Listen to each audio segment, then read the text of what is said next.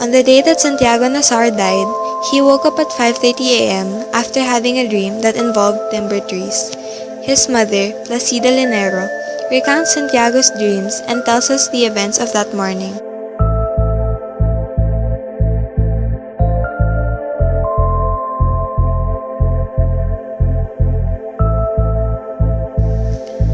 After Santiago left the bedroom, he went to the kitchen, where he found Victoria Guzman, the cook, and her daughter, Divina Flor.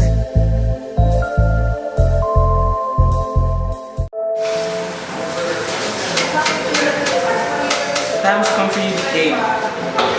Hey, let me go. You won't be having a drink of that water as long as I'm here.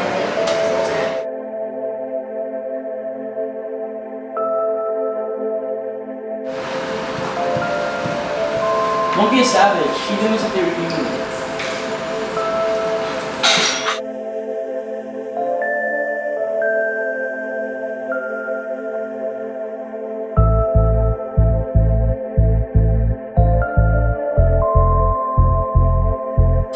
In the past, I had said that I didn't know that Santiago was going to be killed. I admit now, though, that the woman had warned us, but I didn't warn him because I thought it was a drunkard's talk. My mother did not warn Santiago because she wanted them to kill him. I, on the other hand, was too afraid to speak up. When Santiago left his house, the only place open was the milk shop, where his killers were waiting for him. Clotilde Armenta, the owner of the milk shop, saw the killers sleeping on benches while clutching knives wrapped in newspaper.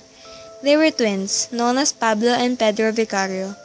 Clotilde had stopped them from going after Santiago at once, saying that they should leave him for later, if only out of respect for the bishop. Placida Linero was right. The bishop did not get off his boat, but merely gave a blessing.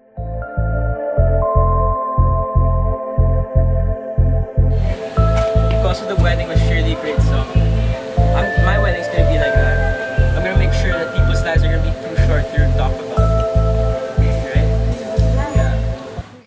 I suddenly realized that there couldn't be a better catch than him. Oh, you want to grab some breakfast? Yeah, sure. After I change first.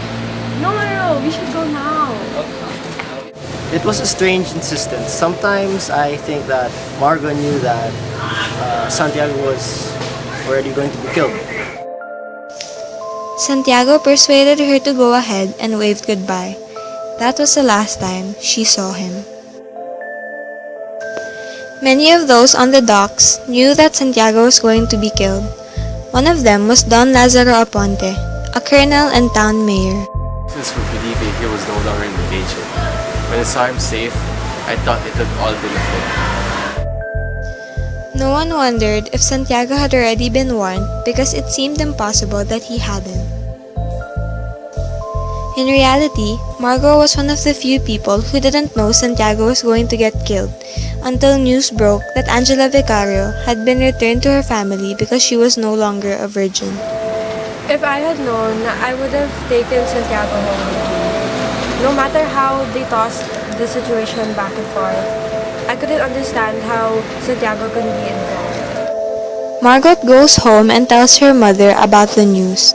Luisa Santiago rushes out the house to warn her friend Placida, but it was already too late.